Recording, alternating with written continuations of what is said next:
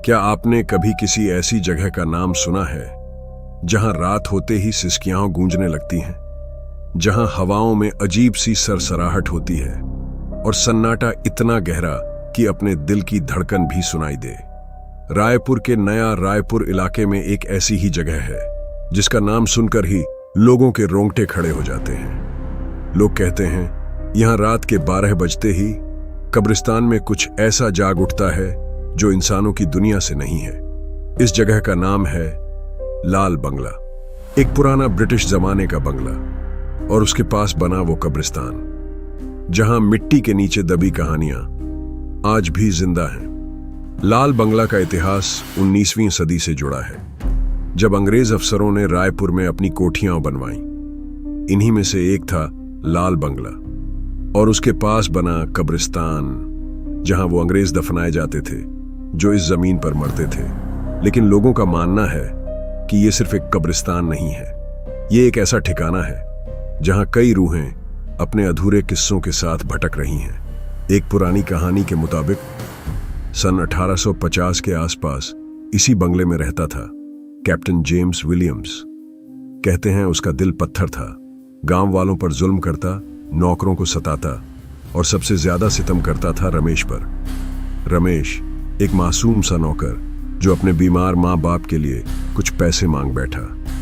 Captain ने उसे इतना पीटा कि वो वहीं दम तोड़ बैठा। कहते हैं उस रात कैप्टन ने उसकी लाश को चुपके से कब्रिस्तान में गाड़ दिया, बिना किसी को बताए। लेकिन रमेश की आत्मा कभी चैन से नहीं सोई। उसके बाद से लाल बंगला और उसका कब्रिस्तान अजीब हो गया। लोग कहते हैं रात के समय एक साया कब्रों के बीच भटकता है, हाथ में लालटेन लिए, कभी किसी का नाम पुकारता है, कभी सिर्फ सिसकियां छोड़ जाता है। साल 2015 की बात है। अनिल नाम का लड़का अपने दोस्तों के साथ मजाक मजाक में कब्रिस्तान में घुस गया। सोचा भूत वूत कुछ नहीं होता, देखते हैं कौन डरता है। शराब पी, हंसी मजाक किया, लेकिन रात गहराई तो हवा में अजीब सी ठंडक भर गई। फिर एक धीमी सी आवाज आई, जैसे कोई बहुत दर्द में कह रहा हो, मुझे छोड़ दो। अनिल ने सोचा कोई मजाक कर रहा है, लेकिन तभी उसके दोस्त राहुल का पैर एक पुरानी कब्र पर अटक गया। जब नीचे देखा तो एक ठंडी पीली उंगली उसका टखना पकड़ चुकी थी। राहुल की चीख गूंज उठी। सारे दोस्त जान बचाकर भागे। लेकिन कहते हैं उस रात के बाद राहुल को हर रात सपने आते हैं जिसमें वो साया उसका पीछा करता है।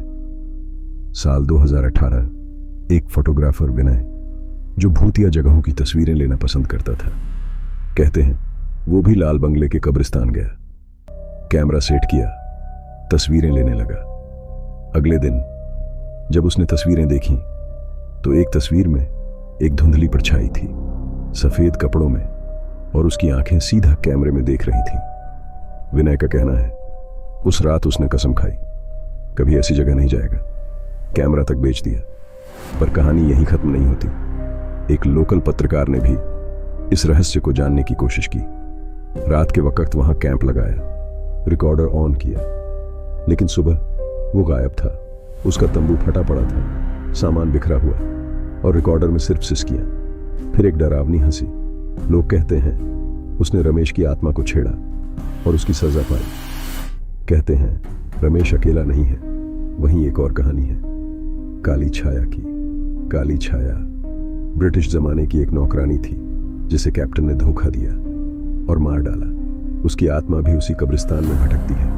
कहते हैं अगर कोई औरत रात को वहां जाए तो वो उसे अपने साथ ले जाना चाहती है। साल 2010 की घटना। शालिनी नाम की लड़की दोस्तों के साथ गई। रात को एक परछाई दिखी जो हाथ हिलाकर बुला रही थी।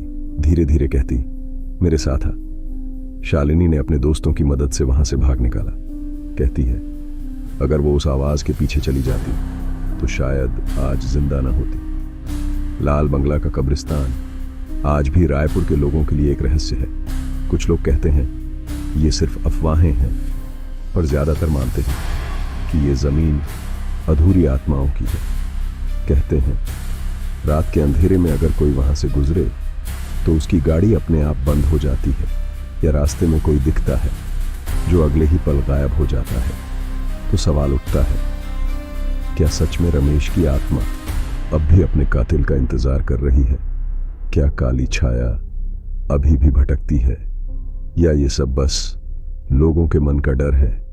एक बात तो तय है, आज भी लाल बंगला के कब्रिस्तान के पास दिन के उजाले में भी सन्नाटा पसरा रहता है, जैसे कोई तुम्हें देख रहा हो। तो बताओ, क्या तुम में इतनी हिम्मत है कि रात के अंधेरे में वहां कदम रख सको, या मेरी तरह सिर्फ इस कहानी को सुनकर ही तुम्हारा दिल जोर जोर से धड़क रहा है? अगर कभी तुम्हारे साथ भी कोई ऐसी डरावनी घटना हुई हो तो मुझे जरूर बताना।